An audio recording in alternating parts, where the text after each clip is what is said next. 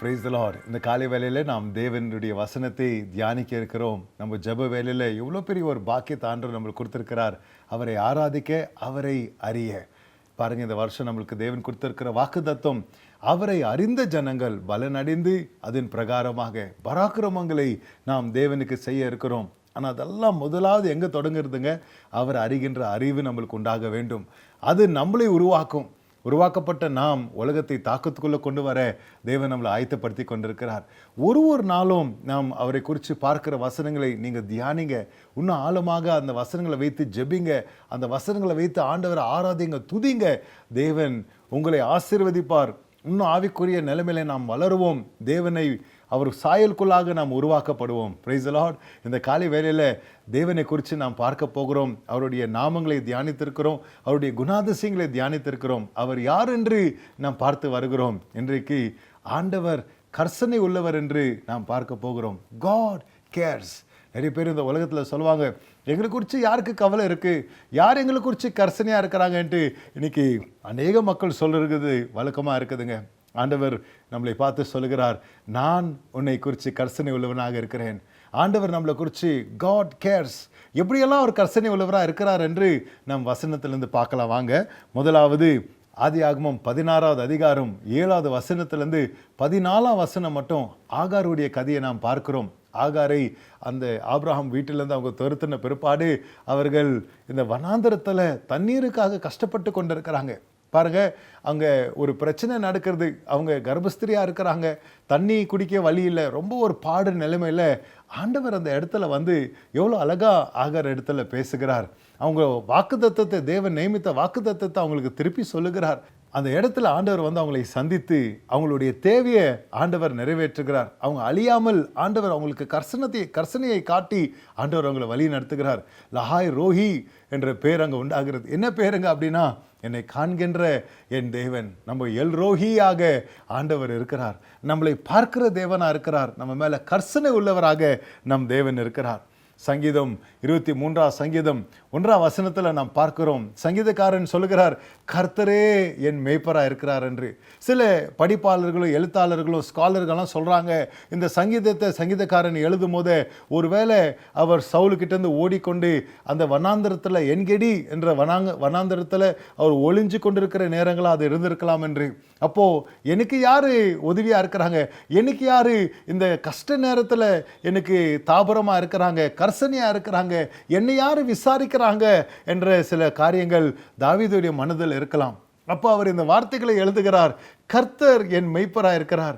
அறியாமல் ஒரு பூமியில் இருக்கிறேன், தெரியாத ஒரு ஜனங்கள் மத்தியில் இருக்கிறேன், வனாந்திரத்தில் நான் இருக்கிறேன், தண்ணீர் இல்லை, எனக்கு சாப்பாடு இல்லை, என்னை பாதுகாக்க யாரும் இல்லை, வீடு இல்லை, வாசல் இல்லை, இந்த மாதிரி ஒரு பிரச்சனை இல்லை.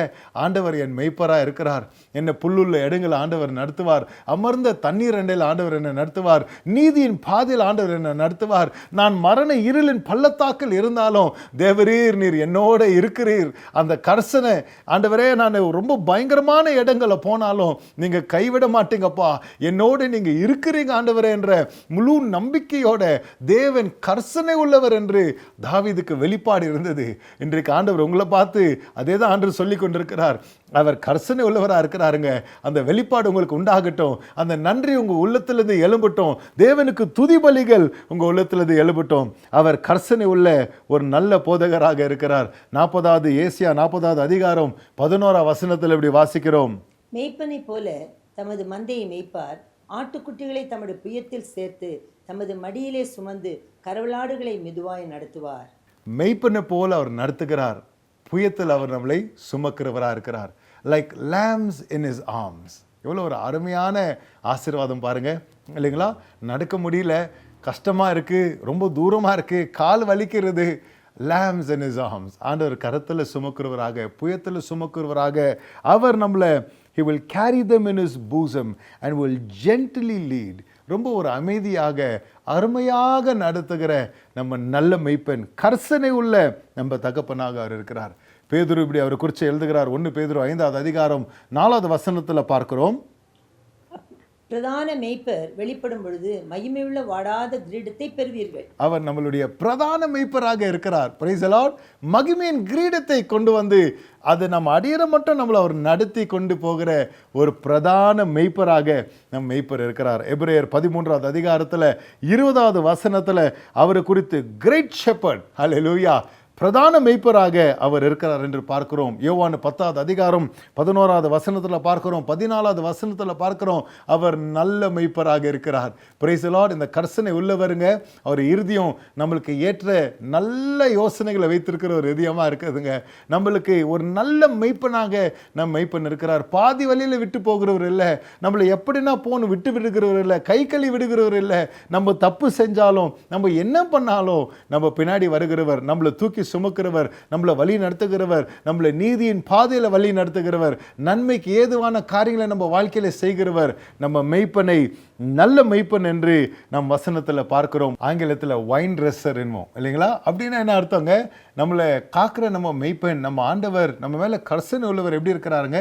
அந்த திராட்சை செடியாக இருக்கிற அந்த திராட்சை செடியை சுத்தம் பண்ணுகிறார், நம்மளை புடமிடுகிறார், நம்மளை சுத்திகரிக்கிறார். He's a vine dresser, he is pruning us, he is trimming us. நன்மைக்கு ஏதுவான அந்த காரியங்களை நமக்குள்ளே செய்து வருகிறார். Praise the lord. இந்த காலை வேளையில் நம்ம ஆவிக்குரிய வாழ்க்கையை குறித்து நாம் சிந்திக்கும் போது நீங்கள் சந்தோஷப்படலாம். ஏன்னா நம்மளுடைய மெய்ப்பன், நம்மளுடைய தேவன், நம்ம மேலே கர்சனையாக இருக்கிற நம்ம ஆண்டவர், அவர் நம்ம தோட்டக்காரனாக இருக்கிறாருங்க.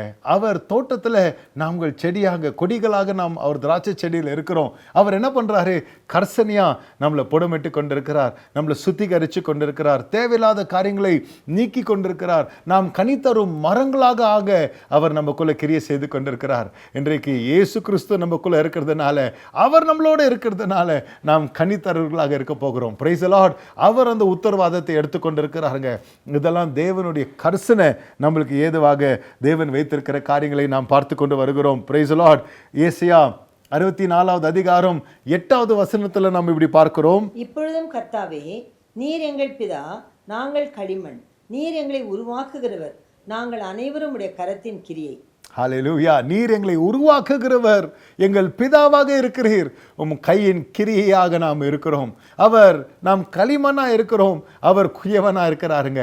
அவர் ஒரு நாளும் ஒரு நிமிஷமும் நம்மளை குறித்து கர்சனையாக செயல்பட்டு வந்து கொண்டிருக்கிறார். அவர் நம்மளை உருவாக்கி கொண்டிருக்கிறார். அவர் கையின் செய்கையாக நாம் இருக்கிறோம். கர்சனையா. God is handling you with care. Praise the Lord. இந்த காலை வேளையில் நீங்கள் உற்சாக அடையுங்க. ஆண்டவர் அதிக ஜாக்கிரதையோடு உங்களை கையாண்டு கொண்டிருக்கிறார், உங்களை உருவாக்கி கொண்டிருக்கிறார், உங்களை அவருடைய சாயலுக்குள்ளாக அவர் மாற்றி கொண்டிருக்கிறார். அவர் குயவனாக இருக்கிறார். Praise the Lord. எரேமியா 18வது அதிகாரம் 1ஆம் வசனத்திலிருந்து 6ஆம் வசனம் மட்டும் கூட இந்த வார்த்தைகளை நாம் வாசிக்கிறது உண்டுங்க. தேவன் நம்மளுடைய குயவனாக இருக்கிறார், அவன் கையின் செய்கையாக நாம் இருக்கிறோம். 2 சாமுவேல் 22வது அதிகாரம் 29வது வசனத்தில் இப்படி சொல்லுகிறது. கர்த்தராகிய தேவரீர் என் விளக்காய் இருக்கிறீர், கர்த்தர் என் இருளை வெளிச்சமாக்குகிறவர். ஹல்லேலூயா. அவர் என் விளக்காய் இருக்கிறவர், என் இருளை வெளிச்சமாக்குகிறவர். This is the care of God in our lifes. ஆண்டவர் நம்மளுக்கு காட்டுகிற கர்சனை இதுதாங்க. நம்ம இருளான நேரங்களில் ஒரு வேளை கடந்து போனாலும் அவர் என் இருளை வெளிச்சமாக மாற்றுகிற என்னுடைய தேவன், என்னுடைய தீபமாக என்னுடைய தேவன் இருக்கிறார். ஹல்லேலூயா. கடைசியாக சங்கீதம் 121வது சங்கீதம், Psalms 121 verse 5. கர்த்தர் என்னை காக்கிறவர், கர்த்தர் என் வலது பக்கத்திலே உனக்கு நிழலாய் இருக்கிறார். இப்படியெல்லாம் அவர் நம்மளை பாதுகாக்கிற தேவன், நம்ம மேல கர்சனை உள்ள தேவனாக இருக்கிறார். God cares for you. உங்க உள்ளத்துல பிசாசு அநேக பொய்களை போட்டு ஒருவேளை ஆண்டவரை சந்தேகமாக பார்க்க வைத்திருக்கலாம். ஆண்டவர் எனக்காக அவர் என் மேலே கர்சனையாக இருக்கிறாரா, என் மேலெல்லாம் தேவன் கர்சனையாக இருப்பாரா என்ற சில பொய்களை பிசாசு விதைத்திருக்கலாம். இன்னைக்கு அதெல்லாம் எடுத்து போட்டுருங்க. விசுவாசத்தோட ஆண்டவரை துதிங்க. தேவ வசனம் சத்தியமுள்ள வார்த்தையாக இருக்குது. அவர் நம்மளை காண்கிறவராக இருக்கிறார், நம்ம மெய்ப்பனாக இருக்கிறார், பிரதான மெய்ப்பனாக இருக்கிறார், நல்ல மெய்ப்பனாக இருக்கிறார். அவர் நம்ம ஆத்மாவை தேற்றுகிறவராக இருக்கிறார். அவர் ஒரு தோட்டக்காரனாக இருக்கிறார், பண்படுத்துகிறவராக இருக்கிறார், நம்மளுக்கு உதவி செய்கிற செய்கிறவராக இருக்கிறார். இதெல்லாம் கர்சனையில் தேவன் செய்கிறவர். நம்மளை சுத்திகரிக்கிறது அவருடைய கர்சனையாக அது இருக்கிறது. அவர் கரத்தின் கிரியாக நாம் இருக்கிறோம். அவர் ஒரு குயவனாக இருக்கிறார். அந்த தேவன் மேலே நம்ம விசுவாசம் வைத்திருக்கிறோம். அவரையே நம்ம பற்றி கொண்டிருக்கிறோம். அவரையே நம்ம நம்பிக்கொண்டிருக்கிறோம். அவர் அதிகமாக நம்மளை ஆசீர்வதித்து வழி நடத்துகிறவராக இருக்கிறார். இன்றைக்கு வாங்க நம்ம ஜெபிக்கலாம். அவனுடைய கரத்தில் நம்மளை ஒப்பு கொடுக்கலாம். பிதாவே, உமக்கு நாங்கள் நன்றி சொல்லுகிறோம். ஏசப்பா, ஆண்டவரே, எங்களை நீர் நேசிக்கிறீர். Lord, you care for us. உம்முடைய கர்சனைக்காக நாங்கள் நன்றி சொல்கிறோம்ப்பா. எங்கள் விளக்கை ஏற்றி வைக்கிறவர், எங்களை பாதுகாக்கிறவர். ஆண்டவரே, எங்களுக்கு செயல்பட்டு ஒரு நாளும் அப்பா ஆண்டவரே எங்களை உங்கள் சாயலில் உருவாக்கி எங்களை வழி நடத்துகிற தேவனாக நீங்கள் இருக்கிறீங்க. உண்மை நாங்கள் துதிக்கிறோம். உம்முடைய அன்புக்காக நன்றி சொல்லுகிறோம். உம்முடைய கர்சனைக்காக நன்றி சொல்லுகிறோம். உம்முடைய வழி நடத்துதலுக்காக நன்றி சொல்லுகிறோம் ஐயா. ஆண்டவரே, உம்முடைய வார்த்தையை கொண்டு நீர் யார் என்று நாங்கள் தியானித்து வருகிறோம். உம்முடைய வழிகளை தியானித்து வருகிறோம். உம்முடைய குணாதிசயங்களை தியானித்து வருகிறோம்ப்பா. உமக்கு நாங்கள் நன்றி சொல்லுகிறோம்ப்பா.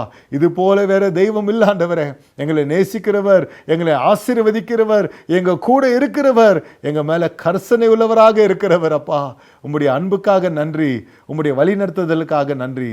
உமக்கே துதிகன மகிமை உண்டாகட்டும். இயேசுவின் மூலம் ஜெபிக்கிறேன் ஜீவனுள்ள நல்ல பிதாவே. ஆமென், ஆமென். God cares for you. தேவன் உங்க மேல கர்சனை உள்ளவராக இருக்கிறார். சந்தோஷமா இந்த நாளெல்லாம் ஆண்டவர் ஆராதிங்க, துதிங்க. கர்த்தர் உங்களோடு இருப்பாராக. ஆமென்.